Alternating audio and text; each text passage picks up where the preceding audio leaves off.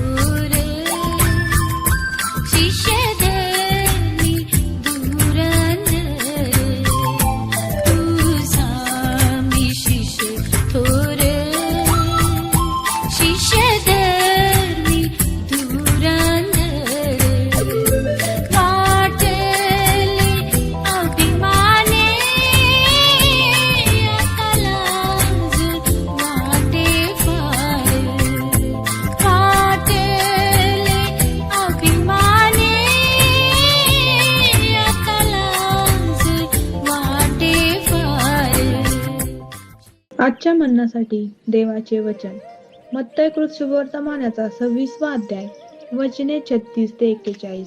मत्तई कृत शुभवर्तमानाचा 26वा अध्याय वचने 36 ते 41. नंतर येशू शिष्यांबरोबर गेतशेमाने नावाच्या ठिकाणी आला आणि त्यास म्हणाला, मी पुढे जाऊन प्रार्थना करीपर्यंत येथे बसा. मग त्याने पेत्र व जब्दीचे दोघे मुलगे यास बरोबर घेतले आणि तो खिन्न व अति कष्टी होऊ लागला. तेव्हा त्याने त्यास म्हटले, माझा जीव मरणप्राय अति खिन्न झाला आहे.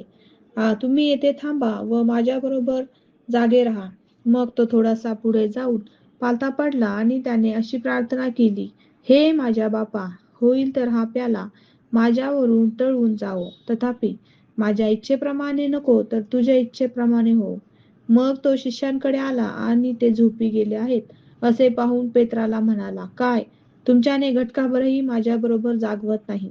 तुम्ही परीक्षेत पडू नये म्हणून जागृत राहा व प्रार्थना करा. आत्मा उत्सुक आहे खरा, पण देह अशक्त आहे. देवबापा असलेले वचन आपणा सर्वांसाठी आशीर्वादित करो. प्रभू येशू ख्रिस्ताच्या नावामध्ये आपणा सर्वांना सलाम. आज आम्ही पाहत आहोत प्रियांनो, मत्तई शुभवर्तमान अध्याय 36 वचनांपासून तर 41 पर्यंत. आम्हाला जसं ठाऊक आहे की येशू ख्रिस्त गेतसेमनी बागेमध्ये गेलेला आहे. त्या ठिकाणी शिष्य येशू ख्रिस्त आहे आणि शिष्यांना प्रभू ख्रिस्त म्हणत आहे की तुम्ही ह्या ठिकाणीच उभे राहा, ह्या ठिकाणी थांबा, माझी वाट पहा आणि प्रार्थनेत तुम्ही जागे राहा. माझ्याबरोबर तुम्ही प्रार्थनेमध्ये राहा. होय प्रियांनो, येशू ख्रिस्त गेतसेमनी बागेमध्ये गेला आणि मग पालथा पडून तो पिता प्रभू परमेश्वराशी प्रार्थना करू लागला. कारण की मनुष्याच्या पापाची खंडणी भरून द्यायची आहे. प्याला तर फार जड आहे, पण पिता प्रभू परमेश्वराशी तो निगडीत आहे.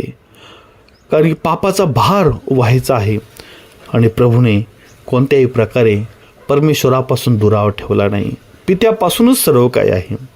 म्हणून परमेश्वर देवबापावरती येशू ख्रिस्त अवलंबून आहे.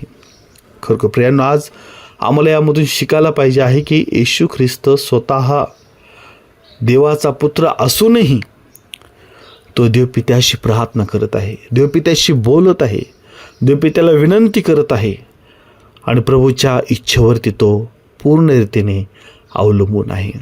म्हणून प्रियांनो, आम्हीही आमच्या प्रार्थना प्रभूला सादर कराव्या, परमेश्वराशी बोलावं. दुःख, समस्या, अडीअडचणी आणि जे आम्ही काम योजणार आहोत त्या सर्व गोष्टींसाठी देवपित्याकडे आम्ही प्रार्थना करावी. प्रार्थना करणं म्हणजे देवावरती अवलंबून राहणं आहे. प्रार्थना करणं म्हणजे नम्रतेचं दर्शक आहे. प्रार्थना करणं म्हणजे स्वतःला रिक्त करणं आहे.